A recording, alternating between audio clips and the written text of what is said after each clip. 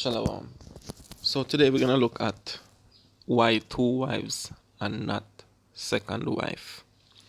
What's the difference? There's a difference between two and second, right? So we're just gonna run through a few precepts first, right? Then we get into it. This is Second Chronicles 24 and verse 3.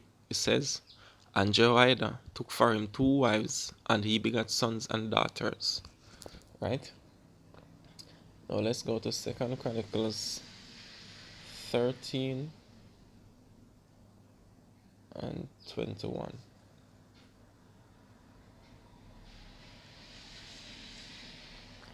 It says, "But Abijah waxed mighty and married 14 wives." Now let's go to First Chronicles chapter 4 and verse 5. It says, "And Asher, the father of Tekoa, had two wives." Good. Let's go to Second Samuel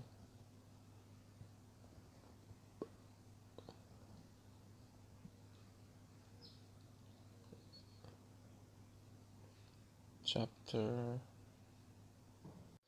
no, First Samuel chapter 27 and verse 3. It says, "And David dwelt in Achish at Gath, he and his men, every man with his household, even David with his two wives." All right, let's go to chapter 1, verses 2. Let's start at verse 1. It says, "Now there was a certain man of Ramathamizophin of Mount Ephraim, and his name was Elkanah, the son of Jeroham, the son of Elihu, the son of Tohu, the son of Zuph, an Ephrathite, and he had two wives." Right? Now what you see throughout the scriptures is always saying two wives, right? But today in this Western world we keep talking about second wife, second wife. What is the difference and what is wrong with that? When you say second, right, you're dealing with inferiority. You're dealing with subordinates. And that should not be in a, a relationship, in a polygyny relationship, right? So for people who are in these types of relationship, it's not good to use these terms because subconsciously we have beliefs that sometimes we're not really aware of, right? Until they manifest, right? So when you say second wife, it's really dealing with a subordinate or someone who is inferior. And this is why you see the first wife, in that case, the first wife, they are the ones who are always jealous. When I say jealous, I don't mean in terms of envy or that. I mean in terms of replacement, right? Because even if, let us be realistic for a moment, right? Let us just put our thoughts, perceptions, and feelings aside for a moment. Think about a person who is a first wife today. A lot of them were what we call side chicks in the world, but they never had a feeling of jealousy or anything, or feel paranoid about losing anything, because they were more what to gain than to lose. But when they move up to being that first wife, that's when they become what? Very scared of losing something, right? So this is what happens when you see the other woman as a subordinate or inferior, and she can take your position, right? But if you had seen this other person as his other wife, not inferior to you, you wouldn't need to feel a sense of jealousy or a sense of being replaced. You understand? You would already both stand equal. The only reason why you feel this form of replacement is because you see the other person as less than you and can take your position, right? So when I deal with first and second, yes, you are dealing with inferiority. Just like you'll watch a competition, somebody comes in first, somebody comes in second. Guess what? First is always attached to a gold present. Second is always a silver, so it's always a form of inferiority. So it's no different when you get into these um, relationship thing, and you're dealing with a second wife. You're dealing with somebody who is inferior, and you're gonna naturally feel that way, right? And this is not good to to see the other person as a second wife. It's good to see the person as an equal. So in that case, it will avoid what? It would prevent jealousy. It would prevent jealousy or a feeling of having something to lose or will lose something, right? Now let's go to Genesis 32. Genesis 32 and verse 22. It says, And he rose up that night, and took his two wives. This is talking about Jacob, right? His two wives.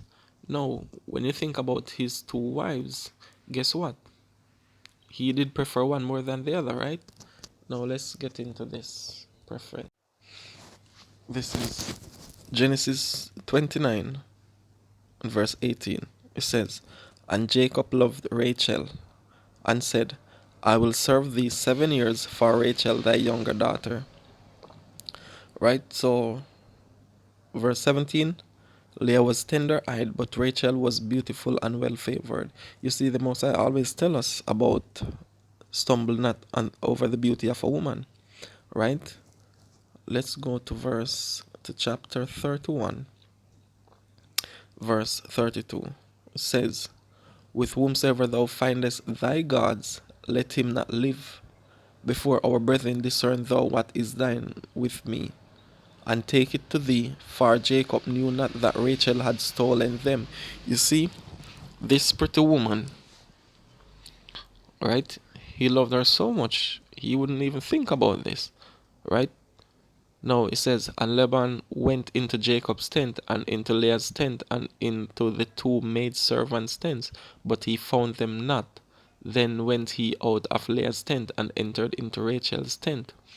Now Rachel had taken the images, and put them in the camel's furniture, and sat upon them, and Laban searched all the tent, but found them not.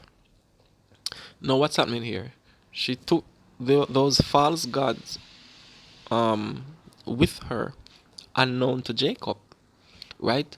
And how this happens today, they might not have physical images, but you know what they're taking into your houses? They're taking that white Jesus philosophies, the doctrines, the beliefs. You understand? Or other religions they're caught up in. That's what they're bringing in, right? So it says, And she said to her father, Let it not displease my lord that I cannot rise up.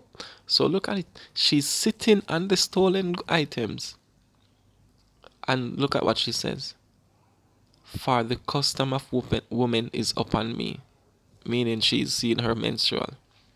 So that means when she reaches her destination, she's not going to get off the camel or horse, whatever she's on, or the ass, whatever she's on. Right? Deception. Right? So the scripture always warns us about, you know, the beauty of a woman and don't fall for these things. Right? And she was the wife he preferred. Right? He could have lost his life. What if the Most High had not appeared unto the guy, Laban, the night before? Hmm? That could have caused Jacob his life. We should not only look at this as 2,000 years ago, we have to look at this today. These things are still happening. Everything that happened back then, they are still happening today.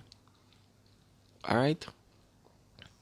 It says, for the custom of women is upon me, and he searched but found not the images. So yes, these women, they're taking all these false god, their beliefs, the philosophies into our homes, and that can cause many things. That can bring destruction, that can bring curses and so forth. So It's not always about the beauty, all right? But nonetheless, with two wives, that's the way to look at it. Two wives of equal value, not one subordinate or inferior or anything like that. All right? So this is why we believe in two wives, but not the idea of the second wife as an inferior. Shalom.